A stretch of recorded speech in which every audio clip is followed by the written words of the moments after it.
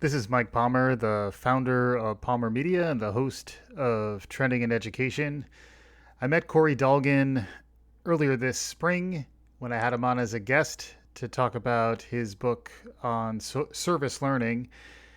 And Corey regaled us with a rendition of Have You Gone to Jail for Justice?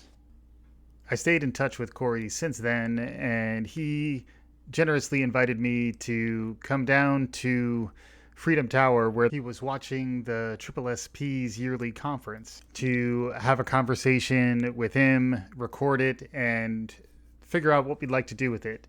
The result is the interview, which you're about to hear now. All right. Mike Palmer here with Corey Dolgon up here on the 69th floor of Freedom Tower.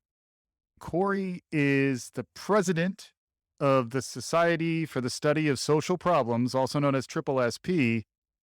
Right now, you're on this massive conference, 800 people. Massive might be strong, but 800 is a big number. Virtual conference is happening. You were kind enough to invite me to see what we could capture in the moment. How does it feel right now? First of all, physically being on top of the world, looking down on most of New York City, and it's quite an awesome view, but we're also totally aloof and alienated from it. So we're in this antiseptic, a very clean office space. And at the same time, you and I are sitting here, there are hundreds and hundreds of people in sessions. Normally we'd be in a hotel somewhere, most likely, and we'd be passing each other in the hallway. And instead, we're on Zoom. We just watched 2 sessions. Each had 15, 25 participants. And it went really well, as these things go. So I'm excited to be the person to lead this organization through this very difficult time of having to do this online program that should have been in Chicago, Illinois. And Chicago is a great city to be in.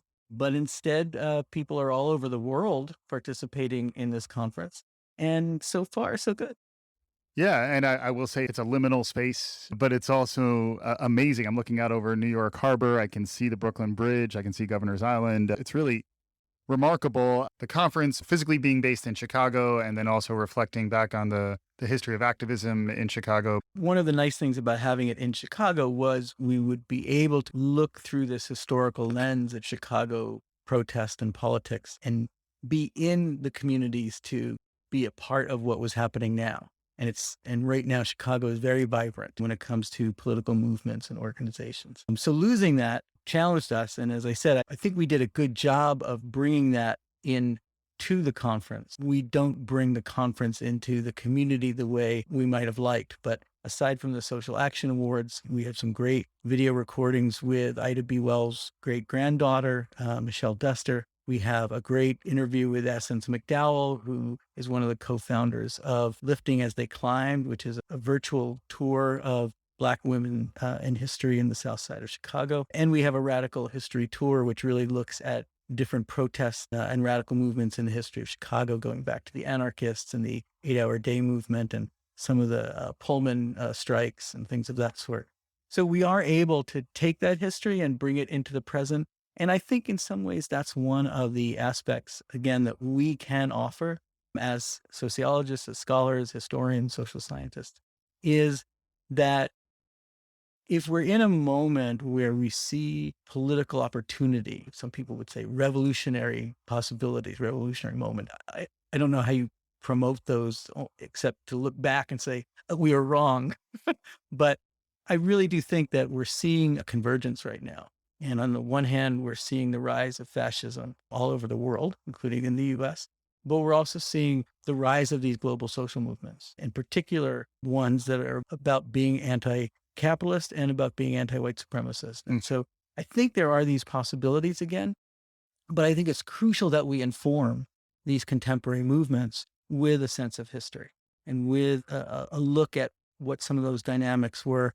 How did these revolutionary moments of the 1960s or the 1930s turn into the 1940s and the 1970s, right? Yeah. And I think higher ed, we really see the impact of the social movements of the 60s and 70s on college campuses and in movements, certainly in the curriculum. So there was an impact, but we can also see how quickly they were institutionalized. and how quickly they became part of the professionalism, part of the corporate nature, part of why is it that all colleges sell themselves to prospective students by promising their careers? They don't promise social justice. They don't promise you're going to be doing something meaningful as much as they provide you're going to do something that's lucrative. Hmm. And so that, we lost the war. We won some battles, but we lost that war. But, that those battles and wars continue. I think we're at a particular moment where the reason I wanted to do revolutionary sociology and be as provocative as I could be was to push that envelope. Because I'm afraid that even if we see success, even if we see police reform, even if we see some climate reform, we see college campuses becoming more conducive to recycling and things of that sort, it becomes institutionalized back into the domination of power, Hmm. corporate dollars, donors. Hegemony. Hegemony it is, my Yeah. friend. Yeah. Yeah. Especially in sociology. And I mentioned Gramsci in my talk. We have got to be anti-hegemonic. And that anti-hegemonic can't simply be a reaction to what's happening now. It has to be informed by the history of those struggles. Hmm. Folks may not be fully familiar with the Society for the Study of Social Problems. Can you explain a little bit the origins of Triple SP and what your mission is, what you're trying to do these days? The American Sociological Association is the major national professional organization for sociologists. About 1950 or so, a group of radical sociologists felt it's not facing the rise of McCarthyism issues adequately. And so they broke off, founded the Society for the Study of Social Problems to be more focused on the practical applications of sociology for changing. And we've been around since the mid 50s, our 72nd conference this year. And I think that as a professional organization, we attract younger scholars. Almost half our membership is graduate students. And I do think that we make an effort to convince young scholars that the reason they became sociologists, which usually has to do with reasons of social justice, is actually not to need to give up when they become professionals. As I'm sure we'll talk about, I struggle with that in Triple S anyway, because I don't think that we've done as good a job as we could. Yeah. But I think that's the dilemma of a professional organization, that we focus on the profession. And even though we try to make it as progressive as we can, I think the nature of professional organizations is relatively conservative. Yeah, and I did want to get into what it's like leading an organization through this difficult time. Maybe we'll get to that next. But before we do that, just the idea of studying social problems through the tumultuous time that we've been living in, even managing this conference, I'm sure had to be its own set of unique challenges.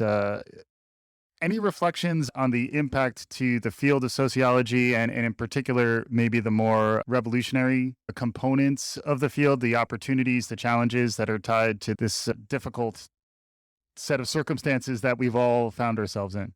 I mean, it's a great question. It's unfortunately one that could talk about all day. There's so many strands. I would say that, you know, the the current situation, Triple SP was very nimble, in part because we're smaller. But we put out 2 volumes of looking at social problems under COVID, which I think are really powerful. People can find them on our website, which is triplesp1.org, and are worth looking at. But I do think on a larger scale for sociologists, it really has turned the global into something local, that we now see those local and global connections. Looking at things, we do case studies, we do small studies, understand that, kind of pull out from those and understand bigger pictures. But now it's impossible to think of anything as only local. And the pandemic has really emphasized the need for us to act internationally. And I think, especially for Americans, I think that really powerful challenge. And I think that sociology has the tools to meet that. But I do think that it's interesting and probably not a coincidence that come to this at the same time we are rethinking our whole canon as a discipline.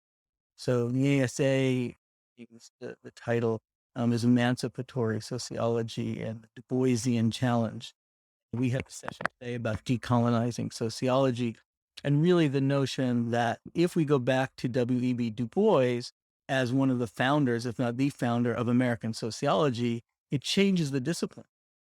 Now, the struggle, which we were talking about earlier, is going to be, will we simply add Du Bois to the canon and look at his sociological brilliance and innovation? So much of what we consider American sociology, he did first and better. But will we also take up his revolutionary program? Will we take up his Pan-Africanism?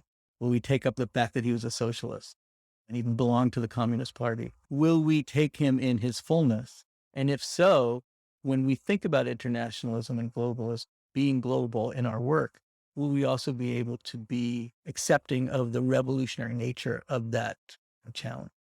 Yeah, and your book, Kill It to Save It, is talking about the existential challenge to a certain extent that academia is facing, particularly if you're adopting a critical social justice lens, if you're also looking at the history of academia, which is in many ways perhaps colonial in its nature. Can you touch on some of the themes in your book and how that relates to the challenges that Triple SP is facing and the challenge that academia and sociology are facing these days? Sure. Yeah, higher ed and education in general they've always focused on this dichotomy. On the one hand, education is supposed to be about indoctrination. It's supposed to be about socialization. It's bringing up the next generation into the values and culture and knowledge of the society that it's in. But it's also charged with innovation. It's also charged with creating what's going to be new. And so a lot of times that dichotomy results in conflict. And these institutions, especially higher ed, are rife with conflict. But I would suggest that the overriding corporate nature, especially of neoliberalism nowadays, really drives the universities. And it's a hotbed of leftism for the right because there is all this conflict. And a lot of it's over innovation and tradition. Where will society go? People don't want it to go in certain directions. They want it to go in other directions. That gets fought out on college campuses.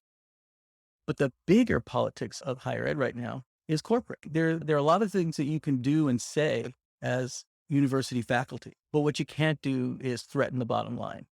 You can't threaten the donors. You can't threaten the board of trustees and where they get their money and how much they give. And I think one of the best cases in points was what happened to Stephen Salita, probably now, 6, 7 years ago. But it's one thing to be pro boycott and divestment, pro Palestinian rights, to speak out against the state of Israel's treatment of Palestinians, etc. But it's another to do that at universities where the major donors may be supporters of Israel and Zionism and see any critique of Israel as anti-Semitic.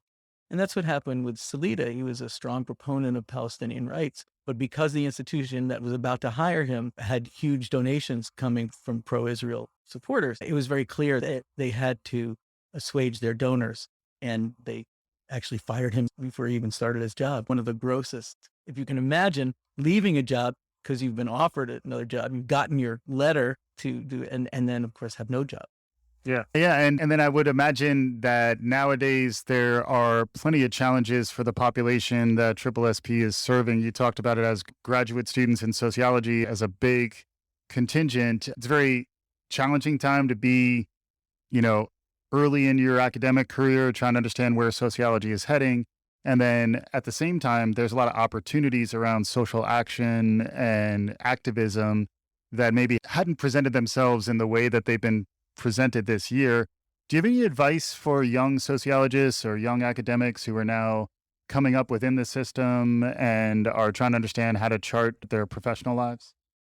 Yeah, for the most part, don't listen to older scholars and mentors. I think that it's too much of a common sense in higher ed that graduate students have to navigate these many pressures, and you're locked into a research assistantship. And you're locked into who your dissertation advisors are, and I don't think those systems will change much. So I certainly understand the predicament, but I think that the notion that you can't become a sociologist unless you either put off or depoliticize your values or your activism is wrong and wrongheaded. if there is a value to a professional organization like SSSP, it's that we publish activist research and that we support activist research. And you'll always be able to find mentors and people to write letters. And so you don't have to listen to the advice that suggests wait until you have tenure, wait until you have a job, wait until you get your exams done. There's always a reason to put off. Nina Simone sings, go slow. There's always a reason to go slow. But that is essentially the narrative of power. That's the narrative of people don't want you to make waves. Certainly not under their watch. Yeah. Marshall McLuhan said the medium is the message. Gil Scott-Heron said the revolution will not be televised. We're in the midst of running a virtual conference right now. Any thoughts, both as a sociologist and also as someone who's trying to get this thing off the ground? Any reflections on the specific challenge and opportunity around the digital dimension that's been opened up? On the one hand, everything about being a humanist sociologist tells me that virtual conferences are a disaster. Luckily, we have a really good platform and things seem to be going okay so far. But I have to say that I think both McLuhan and Gil Scott-Heron were right. I don't know that the revolution not being televised has as much to do with the technology as the power of who controls the technology. So whether it actually gets on the air or not is probably much more the political question. I think that we've done our best to use the opportunities that we have. And so, again, we were challenged. How are we going to get people here to this conference to partake in it? We decided to come up with a much more international strategy because the virtual nature of it meant that a lot of international scholars who couldn't afford to come to a conference in Chicago now could come. And so we cut our fees. We bolstered our Transnational Initiatives Committee scholarships so we could pay the registration fees and memberships for more international scholars. And we created a new International Transnational Initiatives Committee virtual task force focusing on reaching out. We have a lot more sessions that are focused on the international. And part of my message in the address is if we're going to be revolutionary in our work, in our thinking, as well as our action, we need to be more global. And in fact, the idea that someone like W.E.B. Du Bois really left behind some of his more kind of localized sociological work and urban sociology, et cetera, and really became much more international and a promoter of Pan-Africanism, socialism, is part of what we need to still do. We're still much too provincial in American sociology. And part of decolonizing our subject and our discipline is going to be really looking globally at the leadership of activist sociologists around the world. Yeah, makes sense. And having seen a sneak peek of your address, I was impressed by many of the cultural references, whether it's Paul Robeson or Nina Simone, and you included both Groucho and Karl Marx. How do you think about putting this stuff together in a format that's accessible and engaging? You've also been known to regale us with song. How do you think about making this stuff earn people's attention in these crazy times?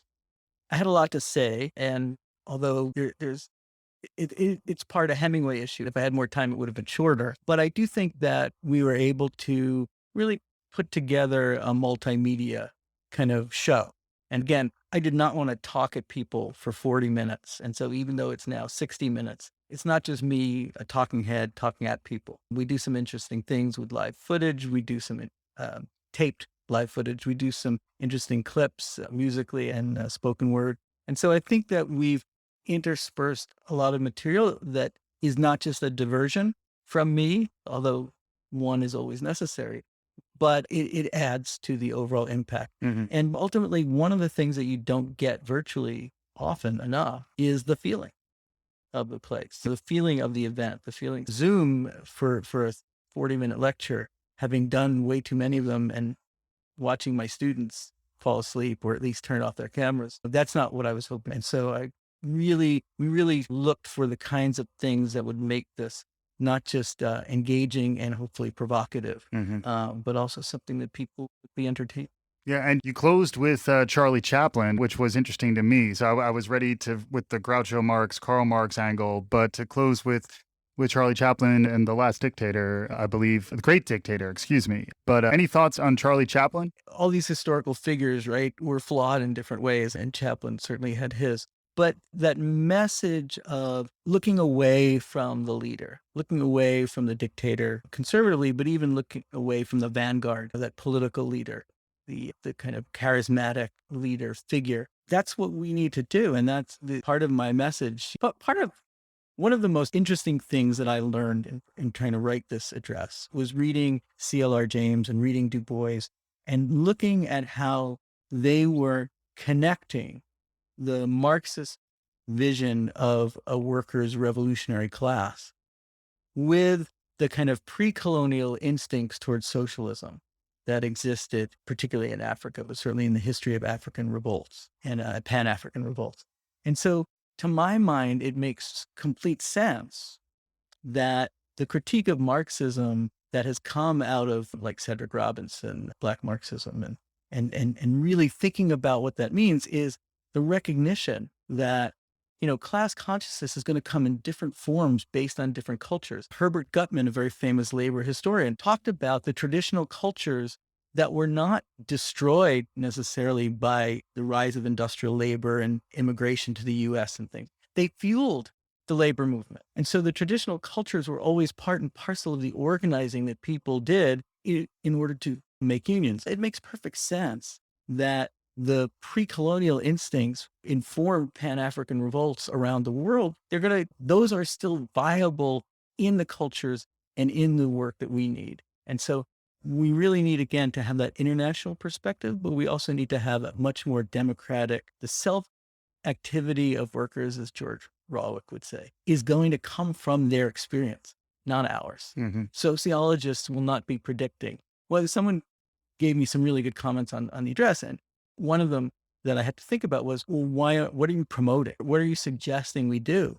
And I think in the end, that wasn't my job. This is about, in some ways, about values and process. Mm. And so what we need to do is to be productive, embedded in the movements that are rising around us. Mm-hmm. And it's not for us to lead those movements. It's for us to be a working part of those movements. We can use our expertise as social scientists as part of that. But if we're trying to promote a more revolutionary sociology, it's not about necessarily our profession. It's about the movements themselves. Yeah. And then it's also how much it is about the leader, even who should be represented, whose voice is represented as part of the conference. I'd love to get some of your thoughts on how you're thinking about that, because it does seem to build on what you were just talking about there, where in many ways it's not about the president. You know, in order to get the Radical History Tour going, I had to take a little bit of a lead role in getting a lot of septuagenarians from place to place. But primarily, I drove the car and let them do the talking. I would have loved to interview Michelle Duster. I find, obviously, Ida B. Wells fascinating, but also Michelle Duster's work is fascinating. But I didn't think that was my role. We worked really hard to get graduate students, and particularly graduate students of color, to do the interviewing of all of our guests.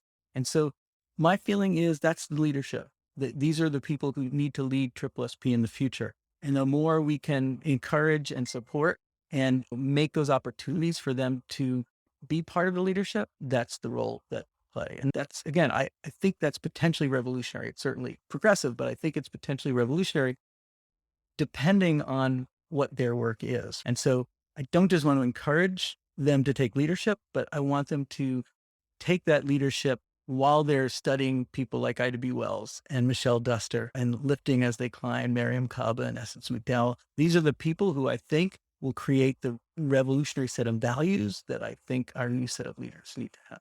Yeah, great stuff. And I know you got to get back to the conference, but any thoughts on what will make this conference, when you look back on it, will make it successful, goals, aspirations, hopes? The next few days, I'm hoping we get some good feedback. We've already started to get good feedback, and a lot of that has to do with the workings of it, right? So you want to be competent. You want the logistics to work, and so far they seem to be. Yeah, not knock on whatever's close by. But ongoing, I know what the leadership looks like over the next 2 to 3 years, knowing what the board is, who the presidents are, etc. I would really like to see this younger cadre of scholars who I know are radical, I know that they're attached to radical movements. They think about movements. They think about radical social change. They think about defunding the police. And while some people want to neutralize that to slight police reform, the history of police is protecting power and property. And while I love when there's a neighborhood police officer who is going to help someone who just fell down, the truth of the matter is most of policing in the history of this country is about the oppression, particularly of people of color, but the oppression of poor people and working class people. So when we talk about defund the police, we're talking about defunding the police. We're talking about radical restructuring of how our society is and the values we want. And it's going to take a much bigger effort. But to be anti-hegemonic has to be about things like that. These young scholars understand that. And so we need them to challenge what our leadership is currently. If SSSP is really going to move from becoming a kind of progressive professional organization that says some good things to an organization that really promotes this kind of revolutionary activity, this is the new leadership. If I see them taking over the reins in the next year or two, that would be really encouraging. Awesome. And that'll wrap things up. Corey was very generous in his offer to get me up in the clouds to monitor some of this conference with him and to get his perspective at a very singular moment in time. It certainly left an impression with me. Hopefully you enjoyed listening in on the conversation. Thanks very much for listening.